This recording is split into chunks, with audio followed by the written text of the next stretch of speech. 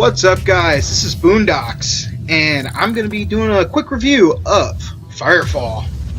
So, what is Firefall? It is a first-person shooter MMO RPG. Firefall's free to play, free to buy. By that I mean there is no initial purchase involved, and after downloading the game, you can play it for free. There is no subscription or anything like that. So, how do they make their money? Through in-game purchases. A in-game store, we'll call it. I forget exactly what people usually call those things, but it's not that big of a deal. And I'll show you why in a little bit. Until then, let's just finish this up. So, as you can see, combat in this game involves a lot of movement, jumping around, and shooting shit. And it is a lot of fun. And that's probably one of my biggest praises for the game. Outside of the fact that it's 100% free, the whole movement and getting around, it's very different from most games that you'd wind up playing. And to me, it's just generally enjoyable. Right away, from the very beginning of the game, the introductory mission, you just start having fun jumping around and blasting the shit out of everything that you can possibly see. In addition to that, the graphics are pretty damn good. So, as you can see, the draw distance, it's pretty high. It starts to blur a little bit once you get further out there. And the effects are rather nice. I like the waves in the water. I like how the water reacts. From a distance, the textures look amazing, but once you get up close, they're a little bit iffy. You can often see, like, the lines between where one object's just placed on another haphazardly, but it's not that big of a deal. The game still looks pretty awesome to me with this large open world that has very nice coloring, and yet is slightly cartoonish in its own way. I don't really want to call it cartoonish, but yeah. One of the issues that I have is with character models. Wrong button. Let's jump into the new you. You can change the way your character looks at pretty much any time, which is nice, because a lot of the times you'll start a game and be like, yeah, this guy looks cool, and then halfway through be like, I'm tired of looking at this guy. Well, fortunately, you can change him up at any time. But to me, the character models look very plastic. The animations on them are plastic. But it's not that big of a deal, because, hell, it's first-person shooter. Yes, you can go into third person, and it works just as well, but I like the first person. It makes me feel a little bit more directly in the action, and I enjoy it. With that being said, it could be a little bit better when you're looking at NPC models. A lot of the NPCs look the same, but it's something that doesn't really bother you, since most of the time you're going to be spent out in the action. So, how customizable is your character? Initially, not too much. So, you get two sexes, there's only one species. Surprise, you're a human. The heads. You can change how your character's face is sort of designed. The issue is, the faces actually all seem to be relatively unlocked. Which is, wow, what the fuck is wrong with that dude? So yeah, you can pretty much change them right from the beginning to look any way you want. There's apparently only two faces that are locked. The old guy for some reason, and this dude for some reason. No, neither of them seem all that spectacular to me, so I'm a little less than concerned. So what do I mean by locked? Well, if we come down to the hair, if I wanted my guy to look extra weird, or like Goku instead of Vegeta, I would need to pay money. As you can see, they cost red beans. And this holds true to pretty much every single item, including eyes. By eyes, it's talking about masks. That's actually a pretty cool mask, but it costs 200 red beans. 200 red beans, it's about $25.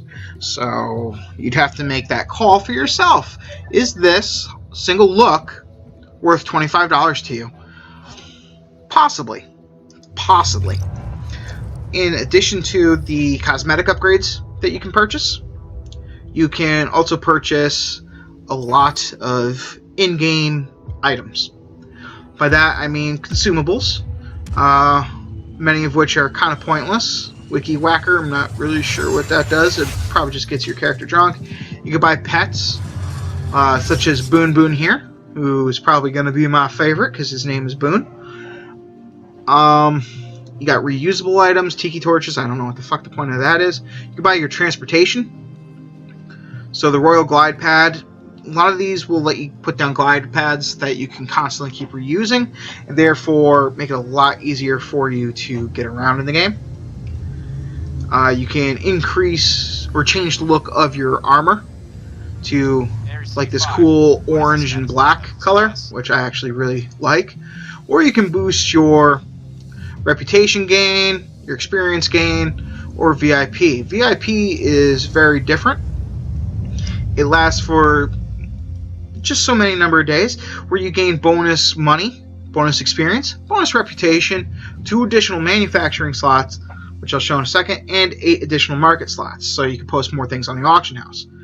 And you gain a VIP exclusive gliding pad. I remember reading something about that gliding pad, like it doesn't disappear after losing the VIP, but don't quote me on that, because it was just something I read. The main issue here is the advanced frames. Now, why is this an issue? Well, in order to unlock advanced frames in this game, and there's 11 of them, these are sort of like subclasses to the 5 main classes. And the reason why this is slightly an issue is how you actually can go about unlocking these frames. You can win them from a slot machine type system, which I'll show in a bit. What the heck is this? Looks like a pile of poop. Where's the thumper? Okay, so this is a random quest that just can happen out in the wild pretty much. And yeah, as you complete it with other people at random, you all gain benefits, so I'll try to help them while I speak. So how do you unlock different frames? You can win them from slot machines, which I will show. The chances of getting that, very, very low. You can purchase them from other players who have won them or unlocked them. You can reach level 40. Yeah, I got tier 1 reward. You can reach level 40 and therefore gain a token to purchase more. You can get pilot tokens. There's a bunch of different little ways. Or you can come to the in-game store and purchase them with red beans. So each one costs 100 red beans. There's 11 of them. Well, how much do red beans cost? For 960, because if you buy the max package, you'll gain 160 free red beans and 7 gold tokens. So for 960, which will unlock you about, we'll say, 6.5 total additional battle frames. So for $100, you can get 8 additional battle frames. Or, sorry, 9 additional battle frames. So, in order to unlock all these with real-life money, we're going to be looking at $120. Not too bad, to be honest. The reason I say that is if you're a League of Legends player, which follows a similar game model, where, yeah, you can get some of the higher end game characters, or characters that you'd have to play for a long time in order to unlock, because you'd have to hit level 40 in this, or save up a bunch of IP in League of Legends, or you can purchase RP immediately, or in this case red beans, and buy them immediately. So it really comes down to your call. Do you want to spend your hard-earned bucks to play something now, or do you just want to wait and play through the game for a good amount of time before getting the next thing and playing through again? It's your call. And I can't really fault the game developers that way, because they gave you a free game to play. Now the only issue is you saved a lot of lives. The slot machines. Why are slot machines slightly an issue? Well, where the fuck is this quest taking me now? Whoa! That was kind of weird. Boss, someone's broadcasting at the So why are slot machines a slight issue for me? Well, that's because you can unlock some items through the slot machine in addition to visual upgrades. That could mean that you have a slight advantage over other players. Oh, cool, I got a weapon. So if we come here to the slot machine, I have 1 copper token. This is showing some of the possible items I can win. Stop talking, you stupid bitch. I really want these aviators. I highly doubt I'd get them though. But I can redeem copper for crystite, because automatically you'll win crystite, which is your main currency in the game. Or I can insert a token and get this right away. So I got another ammo pack, which isn't very helpful, and I got crystite, and stop talking. So, right there, you can use that, but with the gold tokens, which you typically can almost only get from spending red beans on, you can use gold tokens to win different things. Wow, she's like got booty shorts on. That's interesting. So, you can come over here and change your class at any time. So one character you can level up to be every single class in the game. And that's kind of interesting. It follows a Final Fantasy XIV style, and I actually enjoy that the most because it promotes just making one character as good as possible instead of just making a bunch of different characters to fill in different holes and blah blah blah. I actually enjoy this more. As far as crafting goes, you don't actually choose professions. Instead, you need to find individual things in the world for yourself. You can refine things that you find. Now, unlike most games where when you start to craft something, you get it immediately. This has a timer. You can bypass that timer by clicking on what am I looking for? I apologize. By spending red beans, you can instantly create things. So obviously I cannot build the thermionic transformer yet, but I can kind of show you some other parts. For instance, let's say with the weapon production, in order to learn how to create a weapon, you first need to research it. In order to research it, you need research points. You can get research points by salvaging items like weapons and armor that you find in the world. Then you can come in here and research. And as you can see, at the higher levels, just the research alone can take an hour or more to accomplish. The higher level items start taking well over an hour. The final item that you can learn takes 2 hours and 44 minutes. Not that big of a deal. I would have actually expected it to be more like 24 hours plus to promote the spending of red beans and people's hard-earned money. But the game developers weren't as horrible with that. How do I feel about the prices on the visual upgrades? No, they're not for me. It costs sometimes $10 for like a mask, or that one there that costs 200 points. And if we remember, 200 points. Let's come back over here. That's for 400 points costs us $50. So we can say 200 points costs us about 25. That doesn't seem right to me. Whatever though. Remember, the red beans, like they're saying right here, show support. By buying the red beans, you're helping the game developers because they did make a free game. The only way for them to make money and support themselves is by giving them money, but by giving them money, you also help yourself in the game, so it's a win-win, in all honesty. I just think some of the prices on the visuals are a little bit overdone. I have no problem, though. This game does not seem pay to win to me. It seems pay to get things done quicker, if that makes sense. The last type of currency you get are vouchers. Vouchers, as you can see, you can use to purchase weapons, and you get vouchers by completing quests. You get quests from the job board, and the job board is actually kind of boring. You can only have one quest open at a time, as such, and it's just kind of, I don't know. To me, it's just kind of pointless. Like, it doesn't feel story driven. It purely feels grind driven. Like, grind through this shit, gain a next level, fly to the next area, then grind through missions there until you get to the next area or level breakpoint.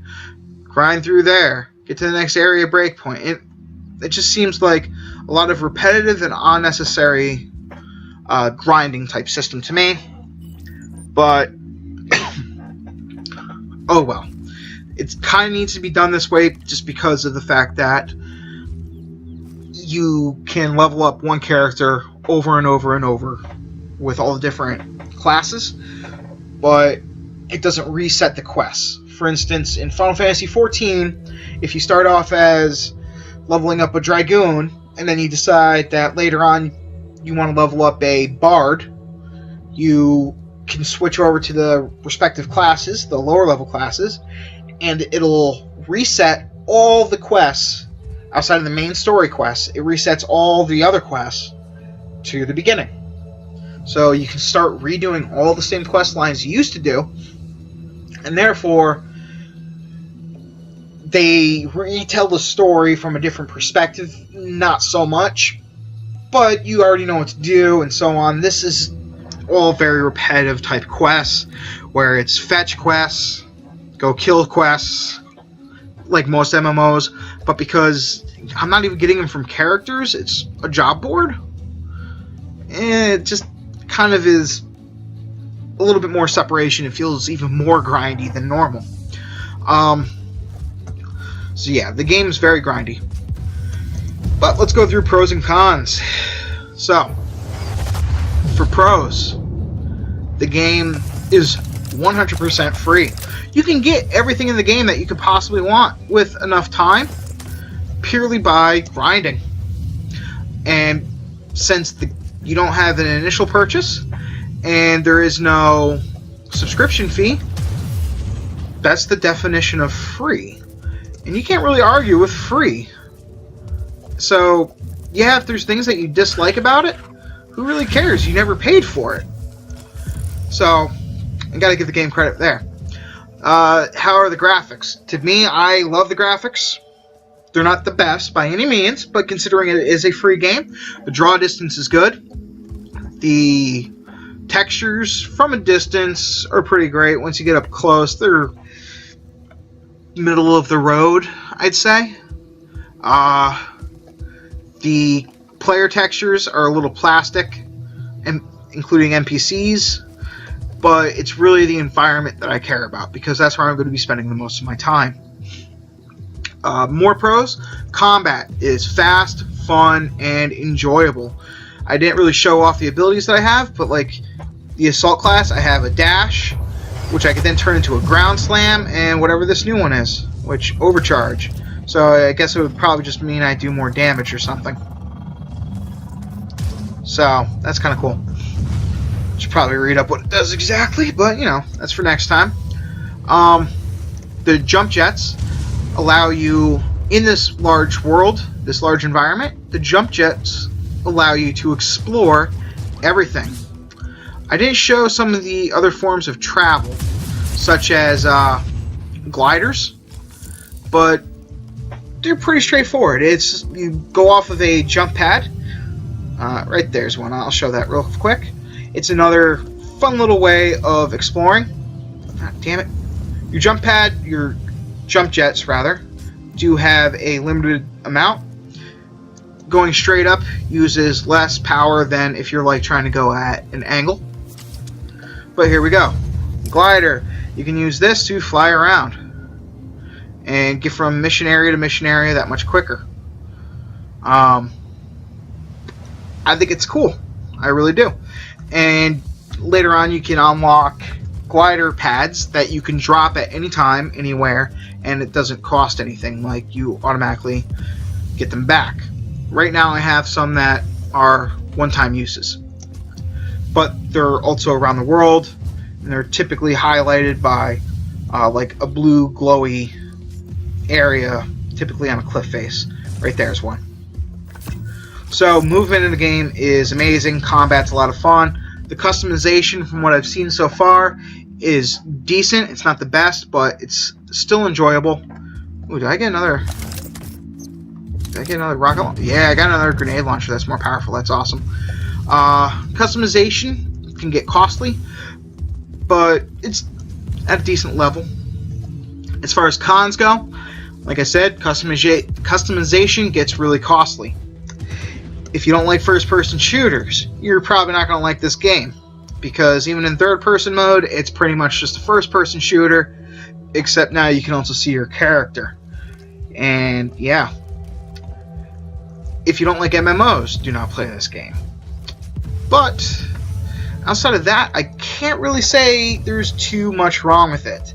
The prices do get a little bit iffy, but again, that's how the game developers are going to have a paycheck, and that's how they're going to keep the servers up, is by people buying in-game currency, and therefore giving them money to keep making it an enjoyable experience. In addition to that, the different types of currency get a little bit tricky. I forgot to point it out before, but you can also get red beans through the red bean exchange. In order to do that, you have to take your regular money, convert it into these things called tokens, I believe. You can then take tokens and trade tokens for red beans, and it's a very convoluted and ass-backwards sort of process, in my opinion, but it's there. Why they need a middleman type currency, it's beyond me. So, I definitely enjoy the game. I recommend it to anybody that likes these types, especially if you don't have a console and you wanted to play Destiny. This is very, very Destiny-like, except you can play it on the computer, which is excellent. Additionally, if you like to use gamepads, you can use the gamepad. Where's my key bindings? As you can see, here's the gamepad, left shoulder, left trigger, so on, and you can modify that as you see fit. And as far as graphics go, let's turn things down a little bit, because as you can see, I have my settings on very high. Let's go for low and see what it looks like. Alright, so the draw distance isn't as good. There was a little bit of clip in. There's definitely a lot of clip in now, actually. The textures are faded by comparison, and it's not as enjoyable. I do not like that clip in at all. So if you're using a slightly older computer, you might not like the visuals nearly as much as mine, but I definitely enjoy it. So, as you see, all that clip in, it's gone now. The textures are back and pretty vibrant, and I like it. So anyways, guys, that's been Boondocks. If you want to play the game, pick it up. It's free. So until next time, good luck. Have fun. Peace.